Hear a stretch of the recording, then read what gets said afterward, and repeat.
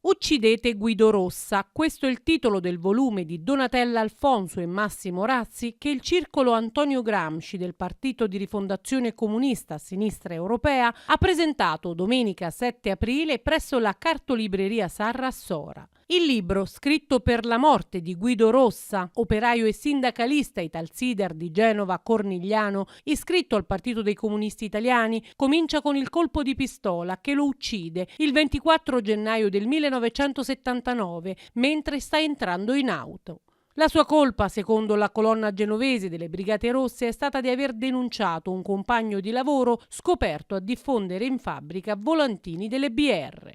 Un messaggio che il circolo sorano Antonio Gramsci del Partito della Rifondazione Comunista ha voluto lanciare soprattutto ai giovani, invitandoli a conoscere queste vicende storiche. Non solo perché erano i 40 anni dalla morte, ma perché Guido Rossa fa parte della nostra storia, della storia della sinistra. E la storia di Guido Rossa è la storia di un operaio, di un sindacalista, era anche un alpinista molto affermato nel settore sportivo, insomma.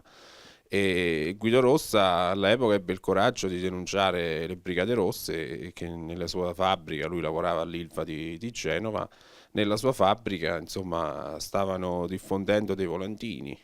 e per questa cosa poi alla fine fu ammazzato dalle Brigate Rosse, insomma fu una brutta storia,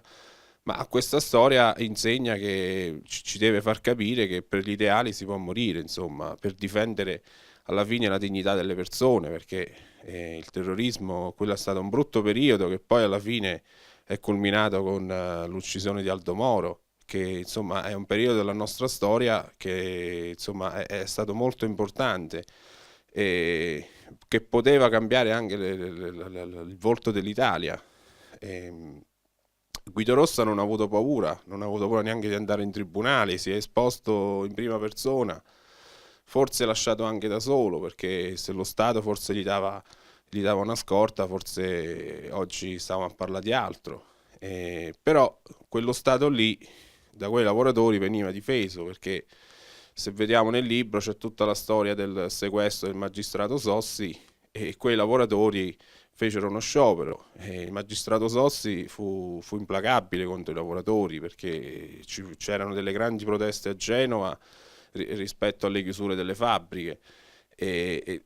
detto questo, i lavoratori scesero in piazza, scioperarono per difendere lo Stato, perché lo Stato lo avevano difeso prima con la guerra di resistenza, loro in prima persona, i loro genitori. E questo sta a dimostrare che quella classe operaia era molto avanzata e, e che purtroppo oggi si sono perse determinate cose, anche se quello Stato insomma li ha ben massacrati, insomma, perché ci furono arresti, ci furono... Però detto questo, io credo che la sinistra debba ripartire da queste figure, debba ripartire da questi esempi, perché su queste cose si poggiano i nostri capisaldi della nostra azione anche in questi periodi in cui insomma abbiamo delle percentuali residuali, ma questo non vuol dire che dobbiamo stare fermi a guardare gli altri, insomma.